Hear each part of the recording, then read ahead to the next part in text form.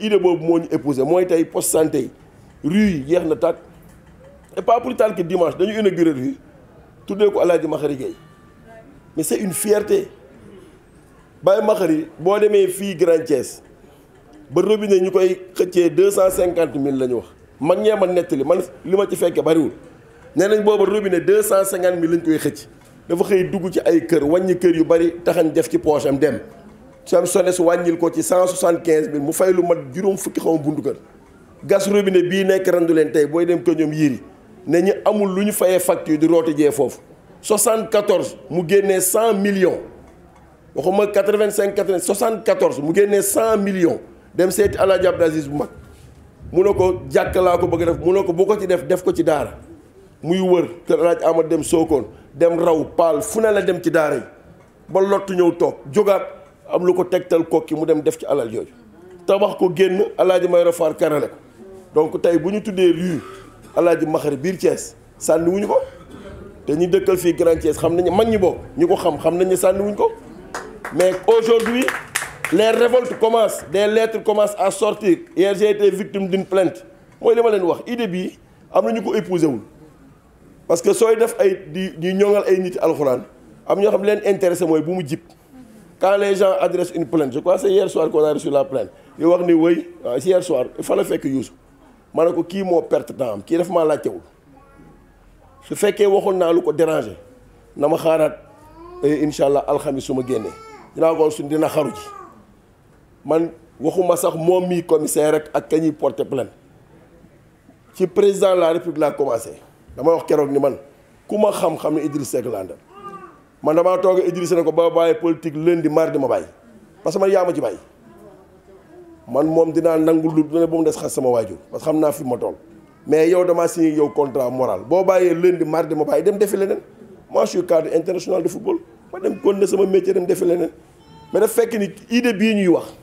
di honorer nit ñi c'est pour combattre cette crise de valeur crise de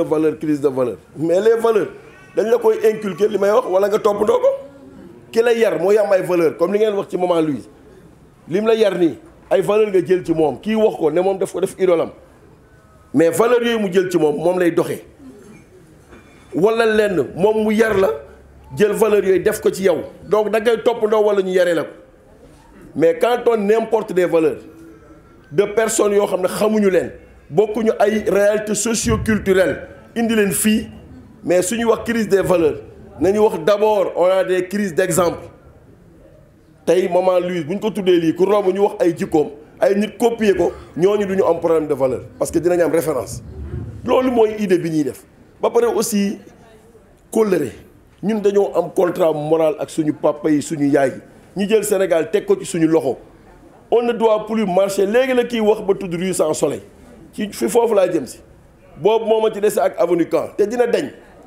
nañ ko tuddee ay nit ñu baax ñi fi nekk imam yi sage-femme yi directeur éminent directeur d'école yi monsieur Maguette Diop man xamuma ko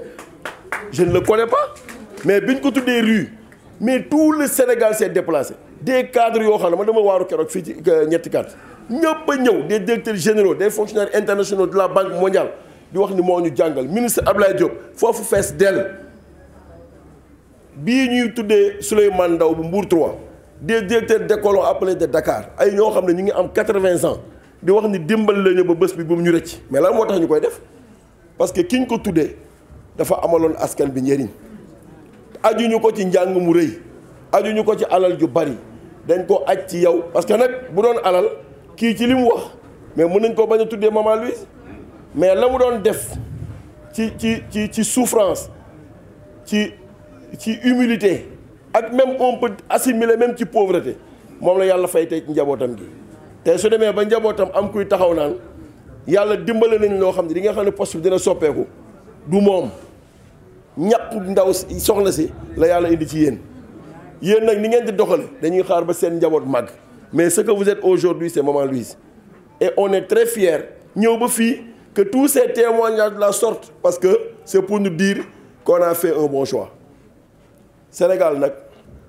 li may wax nit ñi rek gis nga boo nee ci lu baax erreur monumentale bi nga mën a commettre mu rattraper la à vie mooy ngay dox ñuy wax ngay gestu booy gestu di faqastal yi nga soo nekkee ci lu baax le prophète Mohammed sallallahu alayhi wa sallam il n'était pas exempt de critique le tout-puissant Allah ñëpp xam ni moo ñu sàkk te moom Allah n'est pas exempt de critique mais quand tu es sur la bonne direction soo nekkee ci lu baax nekk ci bul wàcc et un seul livre peut nous servir de référence le Coran sax xaw na sori le Coran xaw na sori yeneen livre yi sori na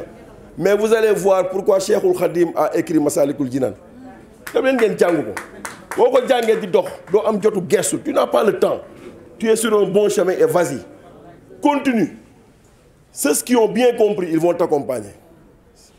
ñu comprendrewul ci erreur bu ñu comprendre ñëw mais les envieux ne viendront jamais c'est pourquoi Allah nous a demandé dans le Coran dans la sourate Falaq ñu ñaan protection aux envieux parce que iñaan baaxul et projet bii tey ñiy jóg di ko jéem a xeex dañuy tardel seen bopp nee naa jusqu'au dernier jour où je serai maire incha allah dans cette commune les derniers arrêtés yi fu mën a jëlee maa ko wax mbedd tubaab yeeg institution tubaab dañ ko dindi ba mu set tey su ñu ne woon damay wax benn exemple